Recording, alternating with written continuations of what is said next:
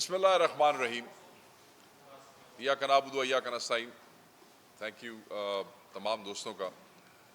माज़रत हमें venue change करना पड़ा। आज आपको अंदाज़ा होगा कि यहाँ पे कैबिनेट मीटिंग थी और हमें ये सजेस्ट किया गया कि इसको आगे ले जाएं या वहाँ आपके लिए मसाइल पैदा होते, तो हमने फिर आपको ये तकलीफ़ दी कि वेन्यू चेंज कर लेते ताकि जो टाइम आपको दिया हुआ था उस पर कोई मिसकमिटमेंट ना होती। तो माज़रत अगर आप लोगों को वेन्यू की वजह से कोई इनकन्वीनियंस हुई है। आज हम बात करना चाहते हैं पीडीएम की हुकूमत की तीसरी बरसी के मौके पे। और जब उनकी बरसी की बात होगी तो ऑब्वियसली पिछले 3 सालों में किए गए करतूत जो है, जो इंडिकेटर्स है, जो उनकी कोई अचीवमेंट्स हैं, उसका डिस्कस होना बहुत ज़रूरी है। उस हवाले से कुछ इल्ज़ामात लगाए गए थे जब हमारे कायद इमरान खान साहब की हुकूमत को हटाया गया था, अगर आपको याद हो। और सबसे पहला जो इल्ज़ाम लगाया गया था वो ये था कि पाकिस्तान दुनिया में आइसोलेट हो रहा है। उन्होंने कहा कि पाकिस्तान दुनिया में आइसोलेट हो रहा है। मैं सिर्फ ये बताना चाहता हूँ कि अगर आपको याद हो, नवंबर 2021 में जो इंडिया और पाकिस्तान का मैच था, एक बड़ी मशहूर तस्वीर आप लोगों ने शेयर की थी अखबारों में और अपने चैनल्स पे, जहां इमरान खान साहब वो मैच देख रहे थे अपनी टीम के साथ। और शायद वो आखिरी मैच था जो पाकिस्तान ने हिंदुस्तान से जीता था, क्योंकि उसके बाद फिर ये पीडीएम हुकूमत के जो जवान थे ये आ गए और फिर उन्होंने जो अगले 3 साल मुल्क के साथ किया है वो अभी हम आपके साथ डिस्कस करेंगे। सिर्फ जो मेमोरी है वो रिफ्रेश करना मकसूद है, क्योंकि बरसी के मौके पे अगर ये बातें न की जाएं इनकी तो फिर मुनासिब नहीं है। इसी नवंबर 2021 का मैं जिक्र करना चाहता हूं। इमरान खान साहब सऊदी अरब जाते हैं मैच के बाद, सऊदी अरब जाते हैं मैच के दौरान ही मैच देखा और उसके बाद वहां से फ्लाई करते हैं, सऊदी अरब पहुंचते हैं। उनके साथ उनकी टीम होती है। टीम में शौकत तरीन साहब भी मौजूद है। मोहम्मद बिन सलमान से मुलाकात होती है और उस मुलाकात में जब गुफ्तो शरीद होती है और आने के मकासद पे बात होती है तो वहां पे इमरान खान साहब नहीं, शौकत तरीन साहब ये कहते हैं कि हमें जो है वो ज़रूरत है,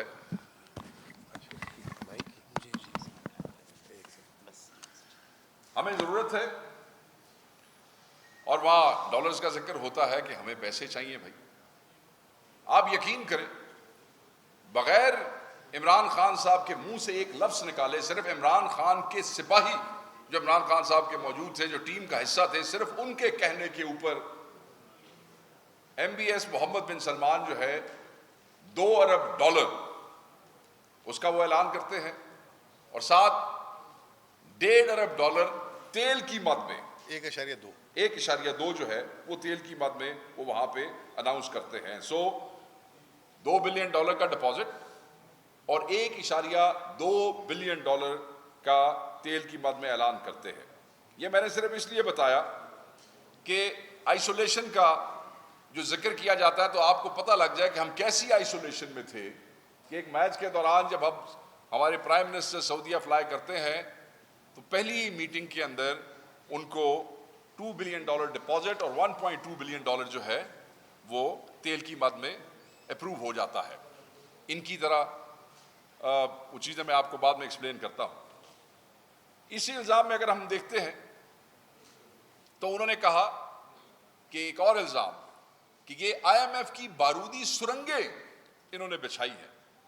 अब मज़े की बात यह है कि बारूदी सुरंगों का जिक्र हुआ 8 अप्रैल 2022 को अदम एतमाद होता है। 8 अप्रैल 2022 को फरवरी में इमरान खान साहब के विजिट पे IMF $1 बिलियन की किस्त रिलीज करता है।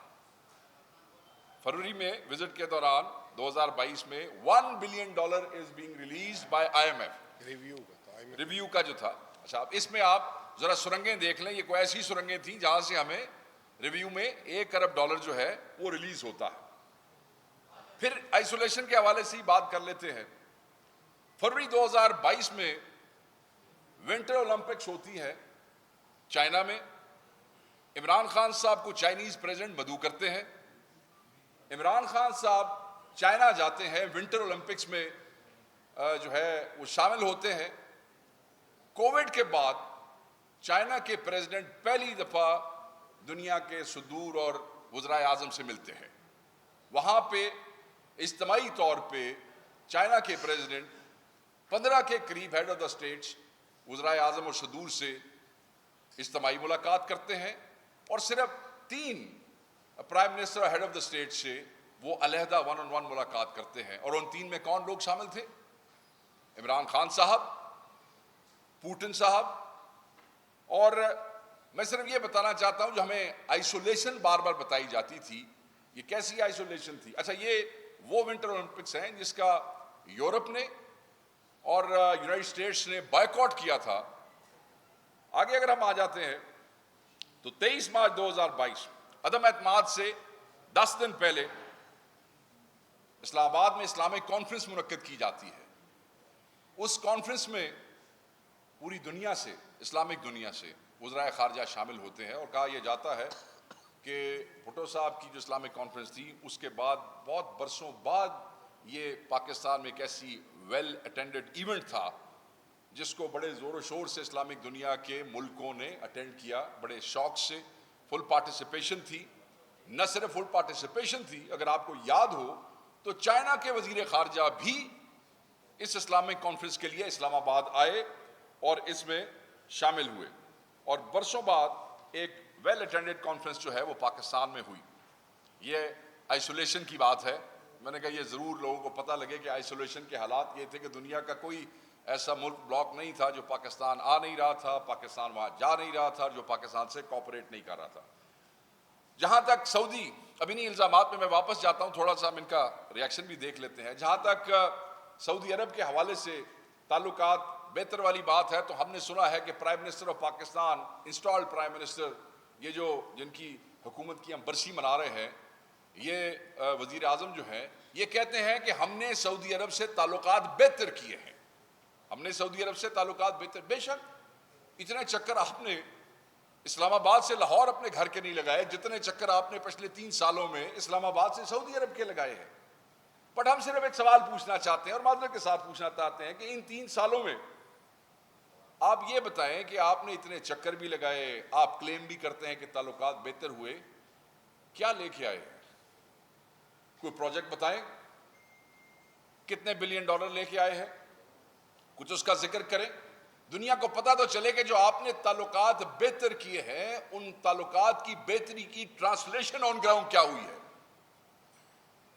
अब मैं बड़ा वाज़ेह कह देना चाहता हूं कि ये नहीं कि वो हेल्प नहीं करना चाहते पाकिस्तान की सऊदी से, या नहीं करना चाहते थे, वो हेल्प करना चाहते थे, वो आपको हेल्प देना चाहते थे, मगर अब वो दौर नहीं रह गया। सऊदीया में ब्यूरोक्रेसी या जो लोग इन चीज़ों को डील करते हैं वो हाईली एजुकेटेड लोग हैं। अब जो उनकी टीम है उसमें ऑक्सफोर्ड, हार्वर्ड के ग्रेजुएट नए नौजवान हैं, जो जब आपके साथ आगे बैठ के बात करते हैं तो फिर प्रोजेक्ट फिजिबिलिटीज पे बात होती है, वो सिर्फ भीख पे बात नहीं होती है। वो आपको कहते रहे, उनकी टीम यहां पे आई, पूरी की पूरी टीम यहां पे आई, और आप एक प्रोजेक्ट तैयार न कर सके। ताल्लुकात की बेहतरी उन्होंने तो मेहरबानी की, वो तो आपको हेल्प करना चाहते थे और चाहते हैं, मगर आप इतने नालायक और निकम्मे लोग हैं, ये जिनकी बरसी है मैं उनकी बात कर रहा हूं, कि आप लोग एक प्रोजेक्ट नहीं दे सके सऊदीज को, और आप उनसे बताएं ना क्या लेके आए हैं, और रिकॉर्ड बताएं आप क्या लेके आए हैं, पिछले 3 सालों में आपने क्या किया। ऐलान हुआ जब SIFC बनी, आपको याद है कि $100 बिलियन जो है उसकी बात हुई, फिर $25 बिलियन जो है उसकी बात हुई।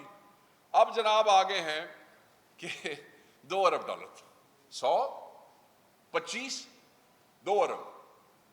प्राइम मिनिस्टर कहते हैं, उनका एक बड़ा, ये जिनकी हुकूमत की बरसी की बात हो रही, ये कहते हैं कि धेले की भी करप्शन हो तो मुझे बताएं। तो धेले की बात, $1 अरब की बात तो इनको शायद जाती उस मामले के लिए समझ आती हो, मगर मुल्क के लिए इनको सिर्फ धेले समझ आते हैं।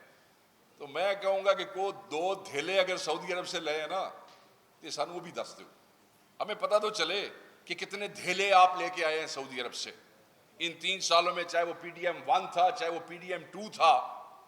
आइसोलेशन उसे कहते हैं कि जब इमरान खान साहब जाते हैं और इमरान खान साहब का एक वजीर बोलता है तो उस पर $2 अरब और $1.2 अरब अलहदा तेल की मद में आता है, या इसे कहते हैं कि उनकी टीम भी विजिट करती है और आप लोग जो हैं वो एक प्रोजेक्ट तैयार नहीं कर सकते, ना उनसे ले सकते हैं।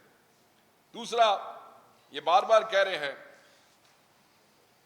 कि हम जो है वो हर उस पे कि हमारा ये आखिरी IMF का प्रोग्राम होगा, ये आखिरी 3 साल से ये हमारा आखिरी IMF का प्रोग्राम होगा। ये अभी एक क्लाइमेट का नया लोन ले लिया उन्होंने, आपने ही रिपोर्ट किया, आपको पता है कि अभी उस क्लाइमेट के लोन के ऊपर इन्होंने वो उसको लिया है। ये वाहिद वजीर आजम है जिन्होंने 3 साल में IMF से 4 मुआहदे किए हैं। वाहिद वजीर आजम है जिन्होंने 3 साल में IMF के 4, ये वो वजीर आजम जिनकी हुकूमत की बरसी की बात हो रही है, उन्होंने 4 मुआहदे किए हैं। और भाई मैं सिर्फ ये पूछना चाहता हूं कि ये जो आपने मुआहदे किए हैं, हमें जो आप ताने दे रहे थे बार बार बारूदी सुरंगों के कि हम वो बारूदी सुरंगें बिछा के गए हैं, क्लेम आप करते हैं, बुलंद बांग दावे आप करते हैं, नाकाम हो जाते हैं, फिर उसी इदारे के पास वापस जाते हैं और बारूदी सुरंगें कौन बिछा के गया है? वो इमरान खान।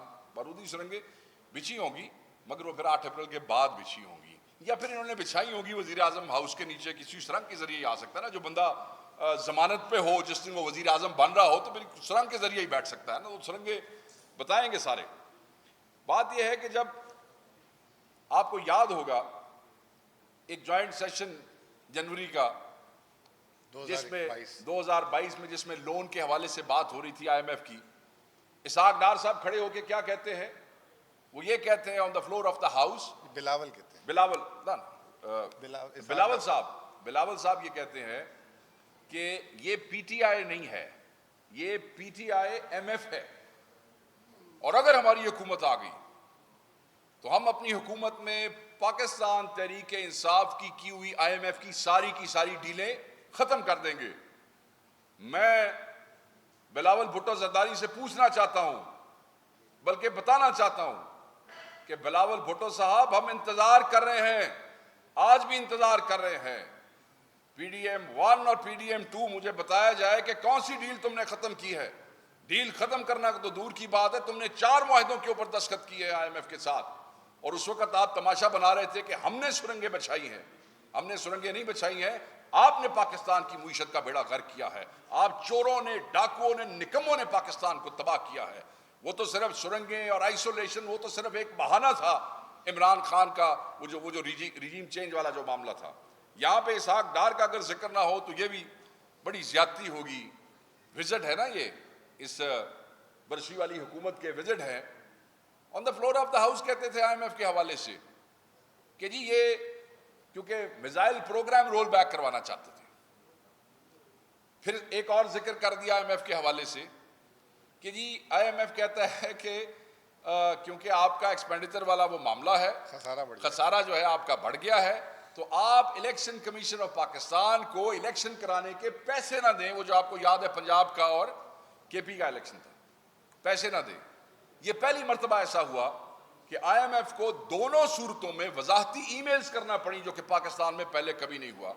ये वो जादूगर हैं, ये जिनकी हुकूमत की बरसी की बात हो रही है, ये इस किस्म की स्टेटमेंट्स देते रहे और फिर ये कहते रहे कि शायद ये सुरंगें जो हैं वो बिछाई हैं पाकिस्तान तहरीक इंसाफ की हुकूमत ने। जब हमारी हुकूमत ख़त्म हो रही थी और अदम एतमाद से 2 माह पहले की बात है। बहरहाल एक चीज और बड़ी इंपॉर्टेंट है, वो भी आइसोलेशन के हवाले से है। चाइना, आप ये देखें, UAE के वीज़ों का मामला आप देख लें, सऊदीया में सफरी पाबंदी का आप देख लें, यूरोप और USA की ट्रैवल एडवाइजरीज आप देख लें, GSP प्लस का जो थ्रेट आ गया, जो उन्होंने कहा, उनका वो जो विजिट हुआ और उस पर जो उनकी तरफ से आया, वो आप देख लें।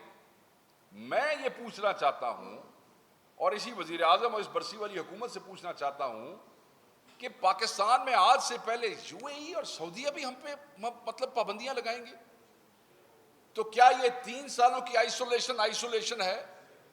या उससे पहले जो आप कह रहे थे वो आइसोलेट, पाकिस्तान दुनिया में कभी इतना आइसोलेट नहीं था जितना आज पाकिस्तान आइसोलेट है इस दौरे हुकूमत में, ये बरसी वालों की हुकूमत के अंदर।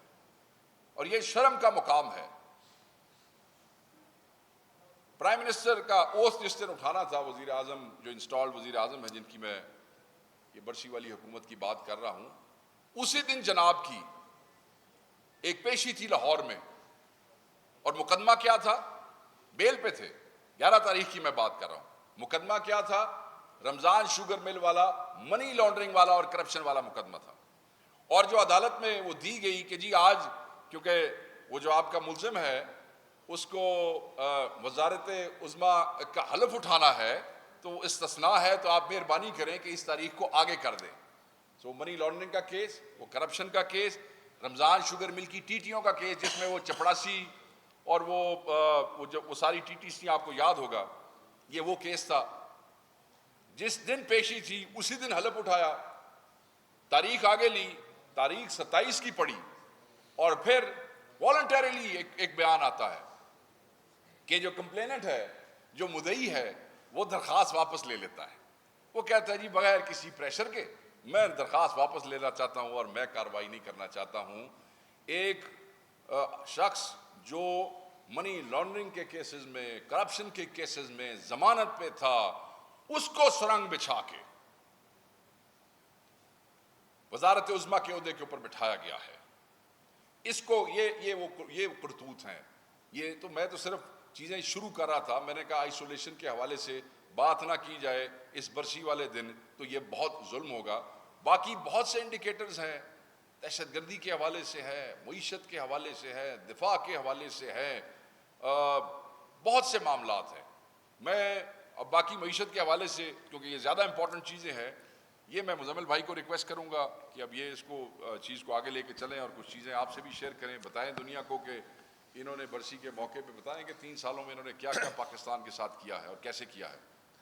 जी बिस्मिल्लाह। ये कहती है कि हमने जो है ना सियासत कुर्बान करके मईशत रियासत को बचा लिया, हमने डिफ़ॉल्ट से मुल्क को बचा लिया, हमने माशी पाकिस्तान में बहाली कर दी।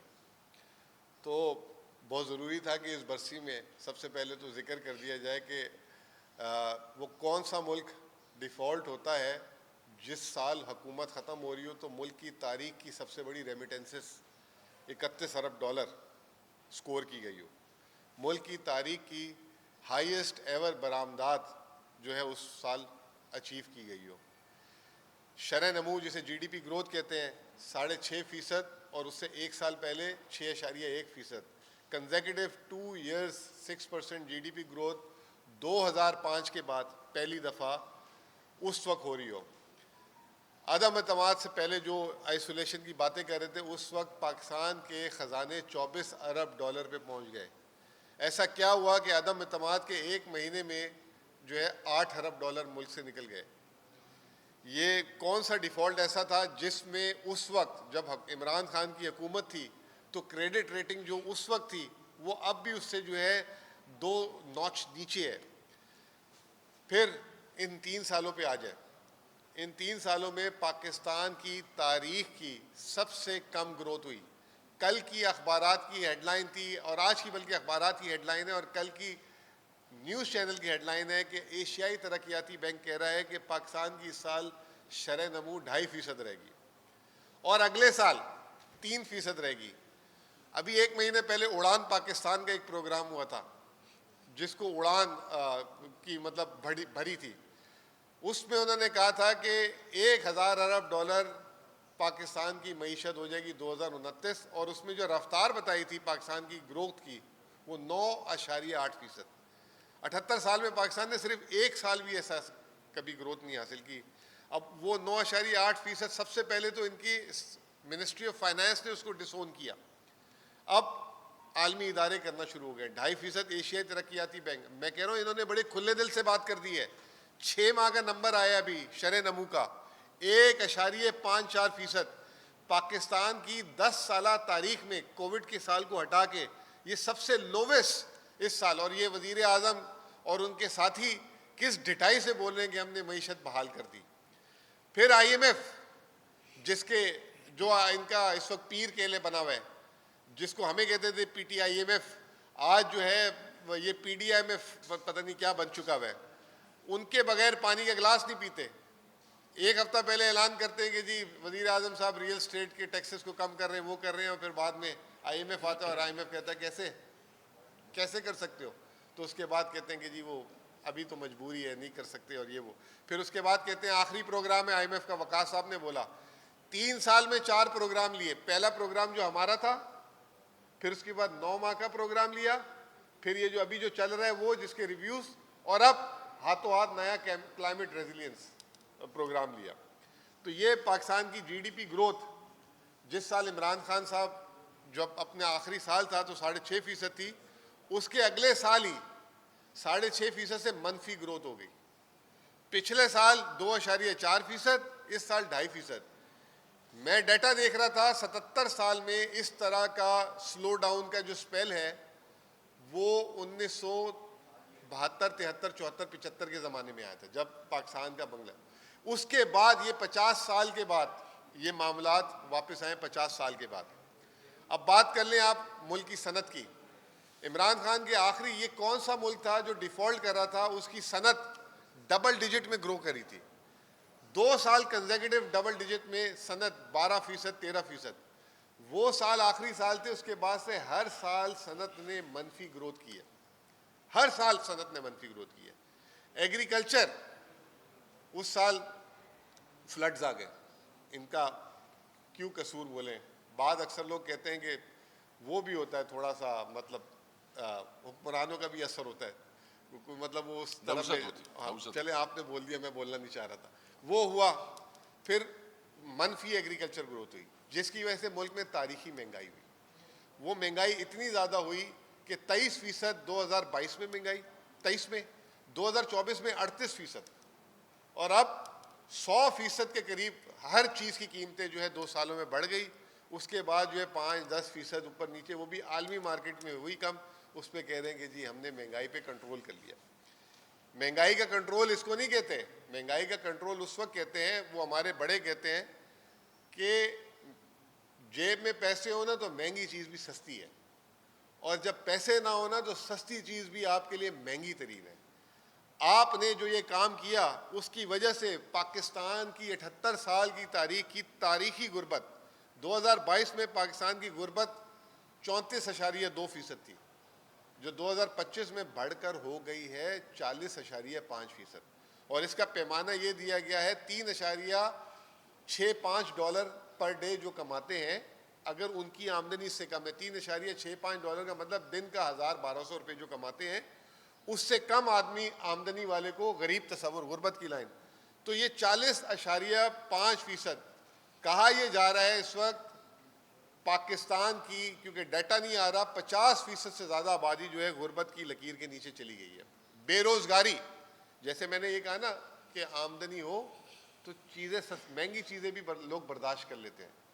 बेरोज़गारी जो है पाकिस्तान की, जब इमरान खान साहब की हुकूमत थी तो उस वक्त था 6.2%। पिछले साल वो बढ़ के 8.5% हो गया। सिर्फ बेरोज़गारी की वजह से 1 करोड़ से ज़्यादा लोग जो हैं गुर्बत की लकीर के नीचे अलग आए। तो जो परचेजिंग पावर थी वो उस पर अलग हिट पड़ी। अब उसका क्या हुआ? ये हुआ कि पाकिस्तान की तारीख में, आप भी सुने वकास साहब ये बात, 1947 के बाद सबसे बड़ी हिजरत हुई है। ये आपको पता है? 2022 में 8,32,000 लोग पाकिस्तान छोड़ के बाहर रोजगार के लिए गए। 2023 में 8,62,000 लोग गए हैं छोड़ के पाकिस्तान, और 2024 में 9,76,000। ये कौन सी मईशत की रिकवरी अच्छी हो रही है कि यहाँ से लोग छोड़ छोड़ के जा रहे हैं? उसके ऊपर रोजाना ये जो नागहानी हम सुनते हैं कि फलां जगह शिप डूब गया, फलां जगह जो है वो जा रहे थे तारिकीन वतन जो है वो डूब गए। ये चीज़, फिर उसके बाद मैंने आपसे इंडस्ट्रियल ग्रोथ की बात की, ये तमाम बातें की। अब महंगाई की तो हम बार बार बात करते हैं ना। सबसे पहली बात ये कि हमारे इस्तेमाल में चीज़ें जो है कितनी, मतलब 2022 में हम करते थे और आज कितनी करते हैं। 2022 में 2,31,000 गाड़ियाँ और ट्रक और बसेस बिकी थी इमरान खान के आखिरी साल में। 2023 में जब ये मईशत अच्छी करने आए थे, वो सीधा गिर के 85,000 हो गई। मतलब ऐसी इतनी कितनी जबरदस्त मईशत अच्छी की इन्होंने कि लोग बेचारे जो है अपने गाड़ियां उल्टा बेचने पे आ गए होंगे। 2024 जो अभी साल खत्म हुआ दिसंबर, 1,24,000 में अभी खड़े हैं। यानी कि जब वो 2,31,000 लोग गाड़ियां मुल्क में खरीद रहे थे तो मुल्क में लोग जो है परेशान थे, और आज जब 1,24,000 खरीद रहे हैं तो मुल्क में बड़ी तरक्की हो रही है।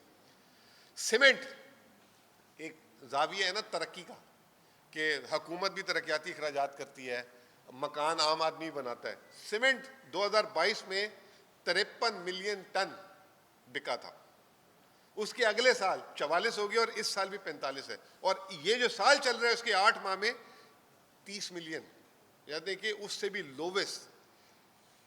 बिजली एक और पैमाना है कि आप बिजली इस्तेमाल करते हैं, हम करते हैं। मुल्क में अगर बिजली ज़्यादा इस्तेमाल हो रही है तो सनत चल रही है, इसका मतलब 1,46,000 गीगावाट 2022 में इस्तेमाल हुए थे, अब वो कम होके हो गए 1,10,000 गीगावाट। ये जो बिजली की कीमतें बढ़ाई, ये जो गैस की कीमतें बढ़ाई, इससे आप अंदाज़ा लगा लें मईशत की सुस्त रवि की।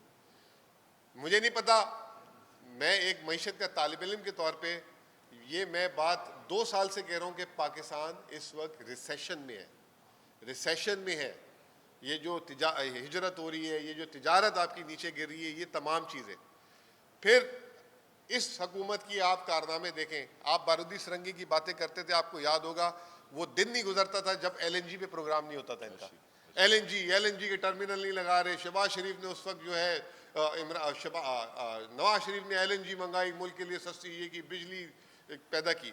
ये वही LNG के कतर के कॉन्ट्रैक्ट इमरान खान ने जो रीनेगोशिएट किए थे, अब कतर को कह रहे हमसे गैस बिक नहीं रही, आप उसको जो है मुअत्तल कर दें। पाकिस्तान की तारीख में जो LNG जो है, जिसको हमें कहते थे कि आपने टर्मिनल नहीं लगाए, अपने लगाए हुए मुआहिदों पे उनको जाके मिन्नतें कर रहे हैं कि जी LNG हमसे गैस नहीं बिक रही, और जो मकामी गैस है वो भी नहीं निकाल पा रहे।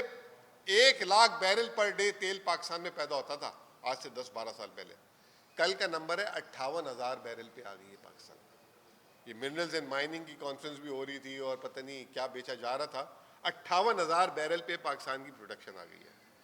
फिर चीनी, वीट, ये तमाम चीज़ें। अब आप ये देख लें कि इस साल एग्रीकल्चर जो इन्होंने किया है, उसके बाद पाकिस्तान की जो बैकबोन है, पाकिस्तान की रूरल इकॉनमी 65%, पाकिस्तान के जो 65% लोग हैं वो रूरल इकॉनमी पे डिपेंडेंट है। इस वक्त जो एग्रीकल्चर का हाल है पाकिस्तान, एक तो पानी की वजह से वैसे ही इश्यूज है हमारे, अब ये जो पॉलिसीज की वजह से मोस्ट फूड इनसिक्योर कंट्री बनता जा रहा है। कहा यह जा रहा है कि अगले साल ये जो हालात हैं अगर ऐसे रहे तो मुल्क में वापस से गंदम की इंपोर्ट करनी पड़ेगी, और कितनी करनी पड़ेगी। और KP आपको पता है वैसे भी बाकी मुल्क से जो है गंदम की ज़रूरत पूरी करता है, तो क्या होगा इन इलाकों में, ये तमाम चीज़ें। बॉस ने बता दिया IMF के 4 प्रोग्राम की बात तो अपनी जगह है सर। IMF का प्रोग्राम मिलता है ना तो एक चीज़ तो तय होती है कि सरमायाकारी आना शुरू हो जाती है। ये पहला प्रोग्राम ऐसा हुआ है कि सरमायाकारी, वो जो धेले वाली बात है, एक धेला नहीं आ रहा। स्टॉक मार्केट कान पका दिए, इश्तिहारात लगा के बोल के स्टॉक मार्केट, इसी स्टॉक मार्केट से $252 मिलियन का आउटफ्लो है इस साल का फॉरेनर का। आप मुझे बताएंगे स्टॉक मार्केट का जो वहां का मतलब 20 साल इसी स्टॉक मार्केट से $250 मिलियन का आउटफ्लो है। T-बिल से $1 अरब का गोरे ने फॉरेनर ने जो है आउटफ्लो किया है। तो ये जो है IMF का पहली दफा प्रोग्राम ऐसा है कि आपको पैसे जो है बाहर से नहीं आए, और स्टेट बैंक ने ओपन मार्केट से महीने की औसत $1 अरब के हिसाब से अपने रिजर्व्स उसके ना गिर जाए, मार्केट से खरीद रहा है डॉलर, यानी कि आम आदमी से खरीद रहा है, बाहर से पैसे नहीं आए। कर्ज की बात करते हैं, जब इमरान खान की हुकूमत खत्म हुई थी बोलते थे 18,000 अरब इसने कर्ज ले लिया, 72 साल में इतना लिया था। इमरान खान की हुकूमत 3.5 साल 42 महीने में कर्ज लिया गया था 18,500 अरब रुपए, और उस वक्त पाकिस्तान का मजमूई कर्जा था 43,500 बिलियन। फरवरी 2025 पाकिस्तान का कर्जा है 75,000 अरब। तीसरी बरसी 3 साल, 3 सालों में 22,000 अरब रुपए कर्ज लिए। और कोई कर्ज देने के लिए अब तैयार नहीं है। मिन्नतें कर रहे हैं, तल्ले कर लें, जा के घूम रहे हैं, फिर रहे हैं। फिर एक चीज़ होती है, आपको मुझे बुखार होता है, थर्मामीटर यूज़ किया जाता है। इसी तरीके से मईशत की हालत, सेहत के लिए एक चीज़ होती है क्रेडिट रेटिंग।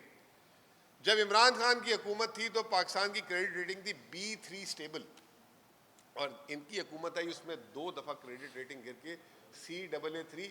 आज 3 साल हो गए, पाकिस्तान आलमी मार्केट में एक बॉन्ड नहीं कर सका। आपने जब ये बातें बताई तो आप एक बात भूल के बताना कि फरवरी के महीने में ही पाकिस्तान ने $1 अरब का आलमी मार्केट से बॉन्ड भी किया था, जब ये आप आइसोलेशन का दौर जिसको आप कहते हैं, ठीक है ना, हमने $1 अरब का बॉन्ड भी किया था। आजकल वो एक नया करंट अकाउंट, हमारा करंट अकाउंट सरप्लस हो गया, करंट अकाउंट सरप्लस हो गया। करंट अकाउंट अगर सरप्लस आपकी बरामदात या आमदनी से हो, मिसाल ऐसे देता हूँ मैं आपको कि एक घर में 1 लाख रुपए खर्चा था और 80,000 रुपये आमदनी थी, तो 20,000 का खसारा था उसको, वो होता है करंट अकाउंट खसारा, ठीक है। अब 3 महीने बाद जो है वो शख्स कहे कि मैंने अपने घर का करंट अकाउंट खसारा जो है ना ख़त्म कर दिया, मेरा पहले 80,000 आमदनी थी, तो अब जो है या तो 80,000 से 1 लाख आमदनी करता तो खसारा कम होता, तो हर आदमी कहता वाह माशाल्लाह इसने अपनी आमदनी बढ़ा दी, अब इसको कर्ज नहीं लेना पड़ता। लेकिन एक उसने क्या किया कि बच्चों को जो 2 वक्त की रोटी खिला रहा था, अब 1 वक्त की रोटी पे ले आया ताकि जो है उसको कोई कर्ज नहीं दे रहा था, तो वो खसारे को कम किया। तो मईशत को इन्होंने बंद करके, पाकिस्तान की दरामदात बंद करके, या तो आपने एक्सपोर्ट बढ़ाई हो ना तो हम बड़े खुश हों। आजकल रेमिटेंसेस की बात कर रहे हैं।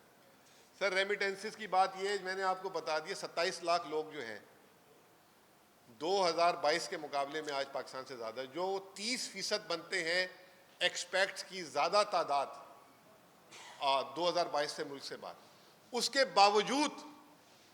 बावजूद जो है आपकी जो रेमिटेंस है, जो इमरान खान की हुकूमत का आखिरी महीना $3 अरब थी, उसके आप करीब पहुंची है, 30% ज़्यादा लोग जाते हैं। इसका मतलब ये है कि पहले जब फैमिली पैसा भेजती थी तो वो घर के खर्चों के लिए भी भेजती थी, और कुछ भेजती थी कि घर वाले सेविंग करें पाकिस्तान में, कोई सोना खरीद ले, कोई ज़मीन का टुकड़ा खरीद ले, कोई घर की तामीर कर ले।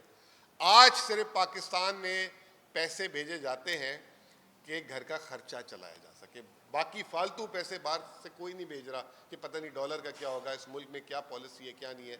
तो मुझे एक बैंकर बता रहा था कि औसत पहले 700 धर्म या रियाल फी बंदा घर को भेजता था, अब वो 450 हो गई औसत। तो इससे आप अंदाज़ा लगा लें। ये तमाम चीज़ें हैं। अब मैं 2-3 मिनट 5 मिनट ज़्यादती होगी अगर KP के बारे में बात ना की जाए। खैबर पख्तूनख्वा जब मैं आया था साल पहले, आप सारे दोस्त थे, आप सारे दोस्तों ने कहा था कि ये सूबे के माली हालात और ये तनख्वाहों के पैसे नहीं है, कैसे चलेगा, ये तमाम चीज़ें। आप सारों को एक एक चीज़ का पल पल की खबर है, लेकिन आप लोग की तवस्सुत एक दफ़ा जो है लोगों को भी पता लग जाए। खैबर पख्तूनख्वा की हुकूमत जो अली अमीन साहब की है, 250 अरब रुपए का फाइनेंशियल इम्पैक्ट क्रिएट किया हमने, 250 अरब रुपए का। एक हम बार बार ये बोलते हैं कि अब हमारे पास 3 महीने की तनख्वाहें, सिर्फ हम इसलिए बोलते हैं कि नज़र ना लग जाए, या जो हम ख़जाने का अमाउंट बताएं तो वो जो है उससे ये ना हो कि लोग कहें कि अब आप हमें भी पैसे दें, ये वाला मसला भी हल करें। ये बफर्स क्रिएट हो रहे हैं अभी इस वक्त सारे। तो 250 अरब रुपए का जो है फाइनेंशियल इम्पैक्ट हमने क्रिएट किया है। फिर उसके बाद जो IMF ने 178 अरब रुपए का सरप्लस का हमें इस साल का टारगेट दिया था, बजाय बावजूद उसके कि FBR जो है इस वक्त 700-800 अरब रुपए के शॉर्टफॉल और हमें 70 अरब रुपए कम आए हैं FBR से, उसके बावजूद हम सरप्लस में टारगेट से बहुत ऊपर जा रहे हैं। फिर उसके बाद हमने जो है अपने टैक्स और नॉन टैक्स रेवेन्यूज़ में बेतहाशा इजाफा किया है, तकरीबन हमने 49% इजाफा किया। आपको याद होगा कि हमारा फाइनेंस बिल उठा लें पिछले साल का, पिछले 10 साल में इतने टैक्स मेजर्स नहीं लिए गए थे जो हमने पिछले 1 साल में लिए। मेरा दोस्त सामने बैठा है लिहाज, उसने कहा था कि ये जो तरक्याती अखराजात, याद होगा हमारी आपकी बहस भी हुई थी इसमें, इन्होंने कहा था ये आपने जो तरक्याती, और बल्कि पहला महीना आया था इन्होंने कहा था कितनी आपने रिलीज़ की है मुझे, तो इन्होंने कहा था कि ये जो तरक्याती अखराजात आप दिखा रहे हैं ये आया आप पूरे कर सकेंगे कि नहीं, ये सिर्फ ये बजट के लिए। तारीख में मेरा 20 साल का मईशत का तजर्बा है, चाहे वफाक हो चाहे सूबे, जो भी बजट में तरक्याती बजट अनाउंस करते हैं उसमें कटौती होती है, कभी 20%, कभी 25%। तारीख में पहली दफ़ा खैबर पख्तूनख्वा और तमाम सूबों में हमने अपना तरक्याती बजट ऊपर की तरफ रिवाइज कर दिया है, 26% रिवाइज किए, 33 बिलियन रुपीस। लेकिन मैं आपको एक बात बता दूं, हमारे तरक्याती अखराजात में 4 हिस्से होते हैं। एक सूबाई ADP होती है, एक हमें जो बाहर से डेवलपमेंट पार्टनर से जो पैसे मिलते हैं जिससे हम प्रोजेक्ट्स करते हैं वो होता है, तीसरा वफाक की PSDP होती है, चौथी जो है वफाक की जो है मर्ज एरिया के लिए पैसे देती है AIP, और उसमें जो चौथा और तीसरा है वफाक जो है 20% भी अभी तक पैसे नहीं जारी कर सका। और खैबर पख्तूनख्वा हुकूमत ने फरवरी से पहले 80% इस साल के फंड जारी कर दिए। और बाकी जो नए फंड के साथ भी आपको ये भी बता दूं कि इस दफ़ा हम 30 जून का इंतज़ार नहीं करेंगे, मई के आखिरी हफ्ते तक हम ये जो ADP प्लस भी हमने जो ऐलान किए वो भी हम जारी कर देंगे। उसके बावजूद हमारा जो है सरप्लस रहेगा। लाइबिलिटीज़ भी हमने अदा करना शुरू कर दिए हैं। सेहत कार्ड जब हम आए थे 19 अरब की लाइबिलिटी थी, आज वो 12 अरब में रह गई। सिर्फ सेहत कार्ड में 33 बिलियन रुपीस 11 माह में 10 माह में हमने जारी किए। आप लोगों की तवस्सुत से एक गुड न्यूज़ देना चाहता हूँ, MPAs भी बार बार आते हैं, 33 बिलियन 11 माह में जारी किए हैं। जब हम आए थे 19 अरब हमारी लाइबिलिटी थी, उस लाइबिलिटी को भी कम करके 12 अरब में कर दिए। पहला साल ऐसा है हुकूमत का जो हमारे वाजिबात हैं वो हमने अप टू डेट क्लियर करते जा रहे हैं। कोई हम जो है अपने वाजिबात बल्कि पुराने वाजिबात भी आहिस्ता आहिस्ता करके, जैसे सेहत कार्ड का बताया और लाइबिलिटीज़ बताई C&W की, वो वाजिबात भी हम क्लियर आहिस्ता आहिस्ता कर रहे हैं। इवन यूनिवर्सिटीज़ को भी हमने पिछले साल से ज़्यादा पैसे दिए और हमारा उनको अब कमिटमेंट है कि हम उनकी जो पुरानी जो पेंशन उनकी रुकी हुई है उस पर भी काम कर रहे हैं, वो भी एक साथ पूरी अदा कर देंगे। इसी तरीके से TMAs, लोकल गवर्नमेंट, इनके जो बैकलॉग थे वो भी हम लाइबिलिटीज़ में क्लियर कर रहे हैं। उसके बावजूद ये हमारे ख़जाने में पैसे हैं। आप लोग की तवस्सुत एक बहुत अहम बात ये बताना चाह रहा हूँ, कल ही मैंने जो है वापस ये हिदायत जारी की है कि जो हम रॉयल्टीज़ पे करते हैं ऑयल एंड गैस की, जो हमारे ऑयल एंड गैस के इलाकों से आती है, जो हमें टोबैको सेस, जो हमारे टोबैको, जो हमें नेट हाइडल प्रॉफिट की जो शेयरिंग है जो हमें करनी होती है, वो माजी में नहीं दी गई। मैंने कल एक इंस्ट्रक्शन दी है कि इस साल की जो रॉयल्टीज़ और जो इस साल का हिसाब है वो 30 जून से पहले क्लियर होगा। लेकिन वो कहते हैं कि पुरानी भी दी जाए। मैं ये कहता हूँ कि पुरानी का हिसाब भी आप सारों के जो है ना बरादरी का हिसाब एक आदमी से लिए जा रहे हैं, लेकिन वो भी हम ओन करते हैं, वो भी हम आपको एक प्लान के साथ दे देंगे। तो अब कोई भी रॉयल्टीज़, पहले तो वज़ीर आला ने 10 से 15% कर दी सारों की रॉयल्टीज़, इन तमाम इलाकों को जहाँ जहाँ से उनकी रॉयल्टीज़ हैं अप टू डेट उनको साथ साथ देना शुरू कर देंगे। डेट फंड आपने देख लिया, हमने कर्ज उतारने का एक फ़ंड बनाया जिसमें 30 अरब डाल दिए। आजकल में हमारी प्लानिंग हो रही है कि मज़ीद 100 अरब उसमें डालने हैं, ये 50 अरब डालने हैं। तो अगले हफ्ते 10 दिन 15 दिन में हम उस कर्ज उतारने वाले फ़ंड में 100 अरब तक भी डाल सकते हैं। इससे आप अंदाज़ा लगा लें, और मज़ीद 30 के ऊपर 100। पहली दफ़ा ऐसा हुआ है कि 4 से 5 हमने फॉरेन लोन इस साल डिक्लाइन किए। पॉलिसी ये बना रहे हैं कि वो लोन लें जो अपनी कमाई करके अपने लोन को उतार सकें, वो लोन ना लें कि जिसके बाद सूबे के टैक्स पेयर की मनी से उनका कर्ज उतारना शुरू करें। वहाँ पे भी हमने काफ़ी ज़्यादा रैशनलाइजेशन की है। फिर उसके बाद हमने सोशल सेक्टर प्रोग्राम्स रिवाइव किए। सेहत कार्ड का मैंने आपको बता दिया बनता। एहसास प्रोग्राम, 4 किस्म के एहसास प्रोग्राम जिसमें ऑलरेडी इसी जिरगा हॉल में हमने चेक्स डिस्ट्रीब्यूट किए। होम स्टे शुरू किया। सोलर प्रोग्राम इसी जिरगा हॉल में आप लोग आए वो शुरू किया। रमज़ान पैकेज अभी ख़त्म हुआ है। पिछले साल भी 10 अरब दिए थे, इस साल भी 10 अरब दिए। वाहिद हुकूमत थी पिछले साल जिसने 10,000 अरब रुपये, 10 अरब रुपये, 10,000 रुपये फ़ी फैमिली वाया चेक फैमिली को वाया बैंक अलफला दिए थे। बाकी राशन बैग और ये वो, उन सब ने तकलीद की इस साल हमारी। वफाकी हुकूमत ने भी तकलीद की। वफाक ने हालांकि 5,000 दिए और जिस पे इतने इश्तिहार लगाए। पंजाब हुकूमत ने 10,000 दिए।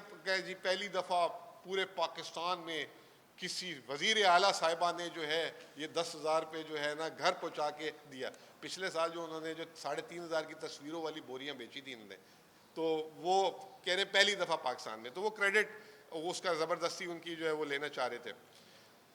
इसके अलावा हमने सूबे के लिए जो है सूबे को पहली दफ़ा इंटीग्रेट किया है वफाक से और आलमी मार्केट से। हमने बिजली और एनर्जी के रोड शोज़ पूरे पाकिस्तान में किए, कराची स्टॉक एक्सचेंज में, लाहौर में, इस्लामाबाद में।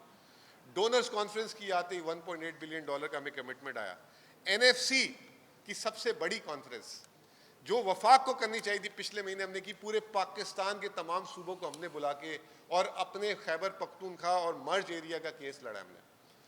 और अगले 2 महीने में आप देखेंगे कि क्या दमादम मस्त कलंदर करते हैं हम, जो हमारी जो चीज़ें हैं, जो नेट हाइडल प्रॉफिट में हमने जो वज़ीर आला जिसे कहते हैं कि इस वक्त चढ़ाई की हुई है इस मामले में, मर्ज एरिया के जो मामलात है उस पर, ये जो ऑयल एंड गैस है उसकी रॉयल्टीज़ पे, क्योंकि हमारे सूबे के सिर्फ 5 एवेन्यूज़ हैं जिस पे हम अपनी आमदनी कर सकते हैं। एक है, और वो है सारे के सारे non tax, mines and minerals, forest, tourism, trade corridor, ये जो आपकी तिजारत होती है, और ये अब आपके पास आ गया अल्लाह ताला का फजल है, ये बिजली जो हम सस्ती बिजली बनाते हैं। ये 5 जगहें हमें अपने नॉन टैक्स रेवेन्यू को बढ़ाना है। इंशाल्लाह ताला इस दफ़ा भी आप बजट देखेंगे कि हमारा एक्सट्रीमली, जिसे कहते हैं ना कि रेवेन्यू प्रो रेवेन्यू बजट होगा। तो ये तमाम चीज़ें जो हैं इस वक्त आपको सुन के खुशी होगी कि जो टोबैको जो था, जो फेडरल गवर्नमेंट ने आज तक अपने पास रखा क्योंकि वो बहुत पैसे कमाती है, वो हम टोबैको बोर्ड को भी डिवॉल्व करके सूबे की तरफ ला रहे हैं और काफ़ी करीब आ गए हैं वफाक के कि हमें जो है ये पैसे अदा हो जाए। तो ये ओवरऑल सूरत हाल थी। अब अगला बजट आ रहा है, वो वज़ीर आज़म साहब सर कहते हैं कि जी मैंने बिजली जो है कम की। तो सवाल ये था कि जब हमारी हुकूमत जा रही थी तो 25 रुपये बिजली थी, उसको बढ़ा के 65 रुपये किया गया।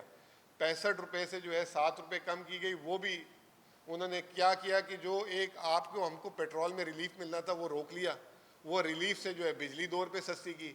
फिर उसके बाद क्या किया, जो आलमी मार्केट में तेल की कीमत कम हुई, वो बिजली में ऑटोमेटिकली आनी थी फ्यूल एडजस्टमेंट, उसको करके वज़ीर आज़म साहब को जो इश्तिहार देने थे, बहाना बनाना था, कुछ करना था। तो वो जो है बिजली की ये कहानी है। अब आप लोगों पे आज की खबर है, नई खबर भी सुन ले, मैं बता देता हूँ। क्लाइमेट का लोन $1 अरब लिए और उसके लिए कार्बन टैक्स पेट्रोल पे लगेगा। ये जो अभी जो ट्रम्प साहब ने दुनिया में भूचाल डाला है, जिसकी वजह से पेट्रोल सस्ता हुआ है कि कोई रिलीफ मिल जाए, शायद 1 आध महीने मिल जाए, लेकिन वो तैयारी कर रहे हैं वो भी टैक्स की शक्ल में वापस ले लें, नंबर 1। और ये वही वज़ीर आज़म साहब है जब 150 रुपये के पेट्रोल में कहते थे कि 70 रुपये कर दो, कुछ नहीं होता, मुल्क को नुकसान नहीं होता। दूसरी एक और चीज़, ये जो बिजली सस्ती की है, तो वो जो गर्दिशी कर्जा है 12.5 अरब रुपए का, और 2,500 अरब का, उसमें बैंकों से 1200 अरब कर्ज ले रहे हैं ताकि कंपनियों को और उनको अदा कर दिया जाए। उस पर जो है 3.5 रुपये सूद की अदायगी का हमारे बिजली टैरिफ पे लगेगा। तो ये जो है ये नई कहानी है। ये बजट में मैं दुआ गो हूँ कि अल्लाह ताला जो है ये बजट पे जो है हम पे मज़ीद बोझ ना डाले। इसके साथ बहुत बहुत शुक्रिया।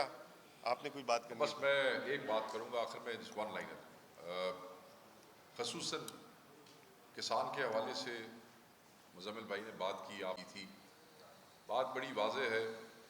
ये जो 3 साल हैं, पहले साल आप देख लें कि गंदम की इंपोर्ट का जो स्कैंडल था उसमें क्या हुआ, किसने पैसे बनाए, मैंने उस दिन एक्सप्लेन किया।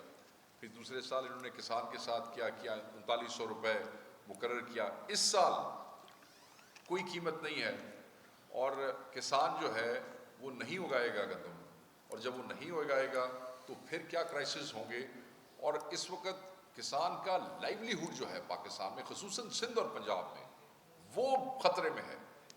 उनके बच्चों के लिए खाने के लिए कुछ नहीं होगा जो हालात हैं। हम ये समझते हैं कि पाकिस्तान की रीढ़ की हड्डी है ज़राअत, और किसान जो है वो उसकी जान है। जो किसान का दुश्मन है वो पाकिस्तान का दुश्मन है। और बिल्कुल पिछले 3 सालों से इस हुकूमत के एक्शंस ने ये साबित किया है, ये किसान दुश्मन है, यानी कि पाकिस्तान दुश्मन है। और इनको चाहिए कि ये किसानों की काश्तकारों की बदुआओं से बचें। हम बहैसियत पाकिस्तान तहरीक इंसाफ कल भी पाकिस्तान के किसान के साथ खड़े थे और आज भी उनके साथ यकजहती का इजहार करते हैं। और हर मूव में, चाहे कोई किसानों की यूनियन है, हमारे अपना विंग अनाउंस हो चुका है जिसकी हम तफसील 2 दिन बाद हम आप लोगों के साथ 3 दिन बाद शेयर भी करेंगे। हम हर कदम पे पाकिस्तान के किसान के साथ हैं और इमरान खान साहब का भी यही विजन है। Thank you ji.